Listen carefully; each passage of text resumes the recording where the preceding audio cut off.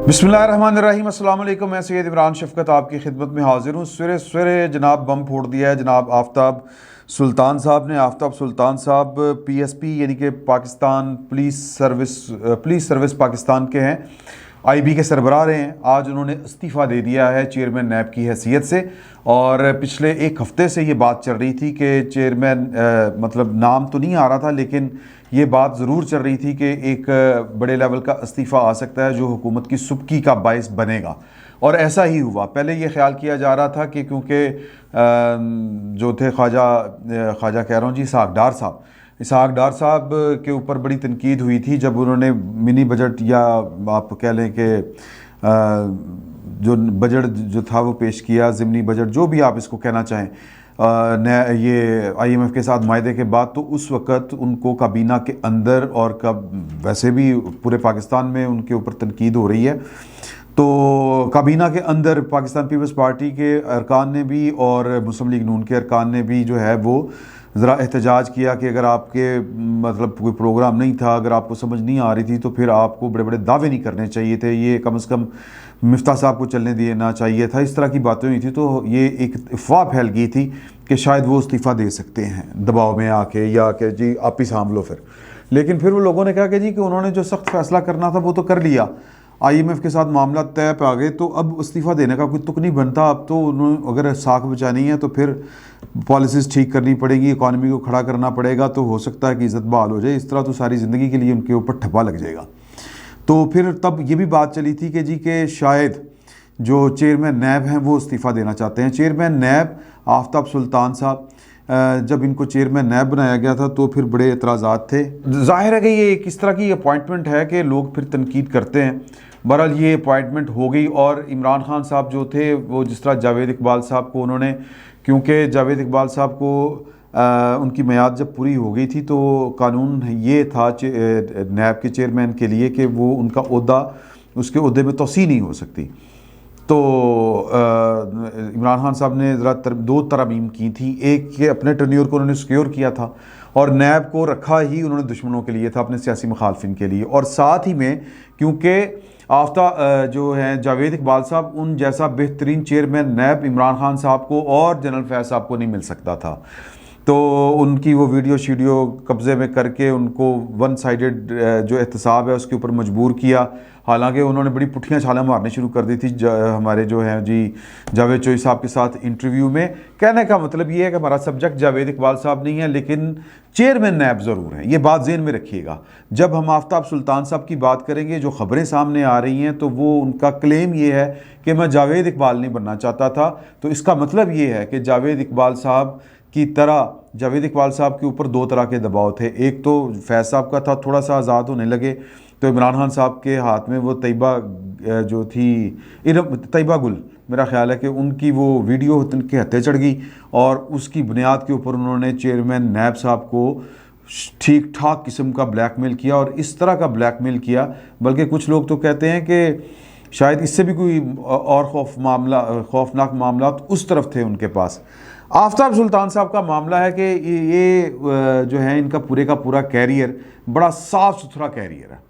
ये police service के हैं, ये IB के सरबराह रहे और IB के सरबराह के तौर के ऊपर इनकी बाकायदा जो थी प्राइम मिनिस्टर के साथ, ज़ाहिर है कि वो उनके बॉस थे, और प्राइम मिनिस्टर के साथ इन्होंने अपनी पूरी की पूरी जो ईमानदारी के साथ लॉयल्टी होती है, यानी प्राइम मिनिस्टर के साथ, मैं किसी शख्सियत की बात नहीं कर रहा, प्राइम मिनिस्टर ऑफिस के साथ। पाकिस्तान में तो गज़ब ही ये है, जो कहते हैं हनेरी ये है कि जो जुल्म है बेसिकली, कि जो प्राइम मिनिस्टर ऑफिस है उसके साथ लोग लायल नहीं होते, बल्कि उनके जो क्या कहेंगे मातहत होते हैं, जो कानून के मुताबिक उनके मातहत होते हैं, वो उनका बॉस बनने की कोशिश करते हैं। और इसके लिए हमारे पास माजी के वाक़यात भरे पड़े हैं। जनरल ज़ियाउल हक साहब ने क्या किया अपने भुट्टो साहब के साथ, और फिर KM आरिफ साहब क्या करते थे, और बाकी भी काफ़ी सारे लोग हैं कि किस तरह भुट्टो साहब के ऊपर जेल के अंदर तशद्दुद किया गया था। खैर वो हटाने के बाद किया गया था। प्राइम मिनिस्टर के होते हुए पैगाम भेजे जाते हैं कि जी, और फिर कौन भेजता है अपने वो क्या थे ज़हीरुल इस्लाम साहब कि इस्तीफ़ा दे दें। تو پرائم منسٹر آفس کی وہ توقیر، وہ تکریم جو ڈیو ہے وہ کبھی نہیں کی جاتی۔ آفتاب سلطان صاحب نے پرائم منسٹر کے ساتھ جو ہے، پرائم منسٹر آفس کے ساتھ اپنی جو لائلٹی ہے آئین اور دستور کے مطابق وہ نبھائی، اور اس کی قیمت بھی ان کو دینی پڑی۔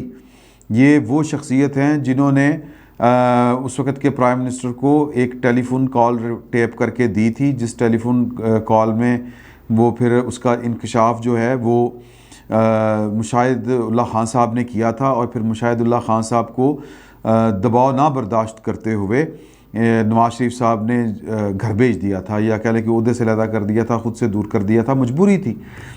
تو آفتاب سلطان صاحب نے دھرنا جو بیسیکلی ناکام ہوا تھا، بیسیکلی 2014 کا، وہ آفتاب سلطان صاحب کے سر کے اوپر سیرا جاتا ہے۔ انہوں نے بطور ڈی جی آئی بی وہ ٹیپ جو ہے وہ ظہیر الاسلام صاحب کی وہ نکال کے دی تھی، اور پھر کئی اور ٹیپ سامنے آئی تھیں ٹیلی فون ریکارڈنگ۔ تو آئی بی جو ہے اس نے ہمیشہ پرائم منسٹر آفس کے نیچے کام کیا ہے، اور آفتاب سلطان صاحب آئی بی کو نیکسٹ لیول کے اوپر لے گئے تھے۔ یہ ٹیلی فون ٹیپ کرنا، ٹریک کرنا چیزوں کو، جاسوسی پرائم منسٹر کو، پھر وہ اگر اس سے پہلے بھی وہ، لیکن وہ خیر آئی بی کا کمال تھا، آفتاب سلطان صاحب نہیں تھے غالباً تب۔ ایک اور بھی واقعہ ہو چکا ہے، تو وہ ایک اور معاملہ تھا، میں اس طرف نہیں جانا چاہ رہا، میں سیدھا آفتاب سلطان صاحب کے اوپر آتا ہوں۔ ان کے اوپر بہرحال دباؤ تھا، اور وہی دباؤ تھا جو چیئرمین نیب کے اوپر ہوتا ہے۔ یعنی چیئرمین نیب کیا ہے بیسیکلی عہدہ؟ چیئرمین نیب کا عہدہ اس کو ایک طرف ہونا پڑتا ہے، اور وہ کس طرف ہونا پڑتا ہے؟ وہ پاکستان کے طاقتور ترین لوگوں کے ساتھ ہونا پڑتا ہے۔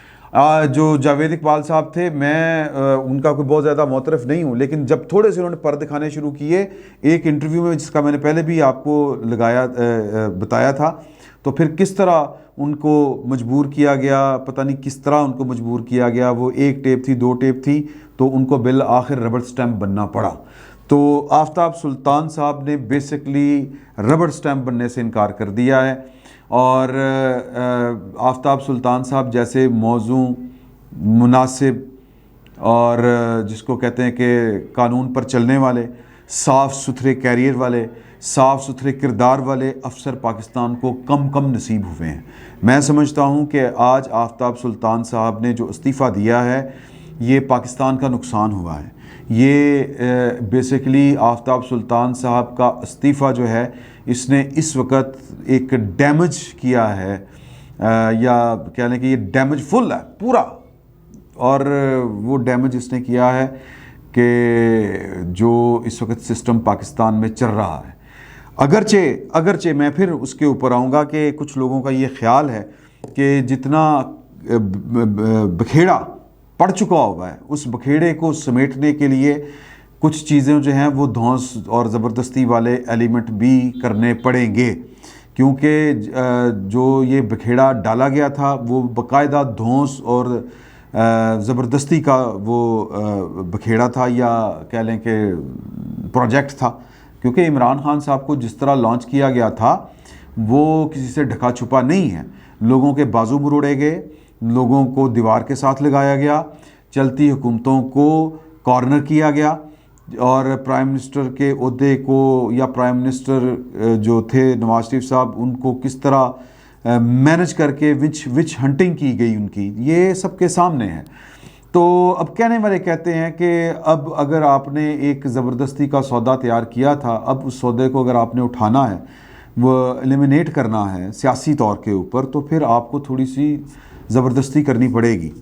اور کچھ لوگوں کا خیال ہے کہ پاکستان کی جو پولیٹیکل ایلیٹ ہے، یا پاکستان کی جو سیکیورٹی اسٹیبلشمنٹ ہے یوں کہہ لیں، اس کو اپنا آپ کو غیر سیاسی کرنے کے لیے تھوڑا سا زیادہ سیاسی ہونا پڑے گا۔ ایک تھیوری یہ بھی ہے۔ تو اس زیادہ سیاسی ہونے کے چکر میں جو دباؤ بڑا تھا آفتاب سلطان صاحب کے اوپر، انہوں نے وہ دباؤ قبول کرنے سے انکار کر دیا ہے۔ کیا خیال کیا جا رہا ہے کہ جی کہ دباؤ تھا کہ عمران خان صاحب کو پکڑا جائے، دباؤ تھا کہ مالم جبا کیس کو آن کیا جائے۔ اب جو ہے وہ قانون تبدیل ہو چکا ہوا ہے، 50 کروڑ سے اوپر جو کرپشن کے ایلیگیشنز ہوں گے ان میں گرفتاریاں ہو سکتی ہیں، نیب کر سکتا ہے۔ لیکن آفتاب سلطان صاحب کہتے ہیں کہ یہ فری ول کے ساتھ اور قانون کے مطابق کام ہونے چاہیے جو ہماری تک اطلاعات پہنچی ہیں۔ میں کسی کے کہنے کے اوپر، کسی بادشاہ سلامت کے ٹائپ کے آرڈر کے ماننے کا پابند نہیں ہوں کہ مجھے بادشاہ سلامت کا آرڈر آ گیا ہے کہ یہ کر دیا جائے، یہ نہیں ہوگا، میں یہ نہیں کروں گا۔ وہ جو کہتے ہیں نا اوور مائی ڈیڈ باڈی، یہ اس طرح کا سین ہو گیا تھا۔ اور آفتاب سلطان صاحب نے میں سمجھتا ہوں کہ بڑی گریس کے ساتھ جو ہے وہ استعفیٰ دیا ہے، اور ان کا یہ استعفیٰ جو ہے وہ کم از کم جو وفاقی حکومت ہے اس کے لیے جو خیال کیا جا رہا تھا کہ سبکی ہوگی، واقعی سبکی ہوئی ہے، کیونکہ آفتاب سلطان صاحب کا استعفیٰ یہ بتا رہا ہے کہ دباؤ تھا، اور انہوں نے دباؤ کس کے لیے تھا؟ ظاہر ہے کہ دباؤ انہی کے لیے تھا جن کو ایک دباؤ کے تحت کھڑا کیا گیا تھا۔ میں عمران خان صاحب کی بات کر رہا ہوں۔ اب بہرحال یہ آنے والے وقت میں فیصلہ ہوگا کہ اب آگے چل کے کیا ہوتا ہے۔ مجھے لگتا ہے کہ اس سے عمران خان صاحب کو ایک مورل سپورٹ اور ملے گی، اور وہ ذرا اب سڑک کے اوپر جلسے کے اوپر قوم سے خطاب کرتے ہوئے وہ خراج تحسین پیش کریں گے، پھر یو ٹرن لیں گے۔ کل تک وہ آفتاب سلطان صاحب کے خلاف تھے، اور اب وہ کہیں گے کہ وہ دیکھیں وہ بڑا گریٹ آدمی ہے۔ اب جو ہے نا آفتاب سلطان صاحب کے اندر انبیاء والی خوبیاں جو ہیں وہ عمران خان صاحب بیان کریں گے، نعوذ باللہ، کہ جی کہ وہ تو یہ تو وہ کل تک وہ آفتاب سلطان صاحب کے خلاف بولا کرتے تھے۔ بہرحال یہ عمران خان صاحب کیا ہر سیاستدان کا یہ والا مسئلہ ہوتا ہے کہ وہ جب کوئی کامیابی مل جائے تو وہ جناب اس کو کہتا ہے کہ ویکھیا کہ دس از ویری گڈ، یہ سب کچھ میری وجہ سے ہے، اور اگر کوئی اس کا فیصلہ الٹ پڑ جائے تو وہ یو ٹرن لیتے ہوئے ایک سیکنڈ نہیں لگاتا۔ تو اب یہ جو ہیں چیف الیکشن کمشنر، ان کے اوپر بھی اس وجہ سے کوئی تھوڑا سا دباؤ بڑھے گا، اور عمران خان صاحب بڑھائیں گے، کہیں گے کہ جی کہ وہ تو دیکھے نا کہ ایماندار بندہ تھا، اس نے دباؤ قبول کرنے سے انکار کر دیا، اور الیکشن کمیشن دنیا کا غلیظ ترین آدمی ہے، یہ عمران خان صاحب کہتے ہیں، میں نہیں کہتا۔ تو یہ سر چیزیں چل رہی ہیں۔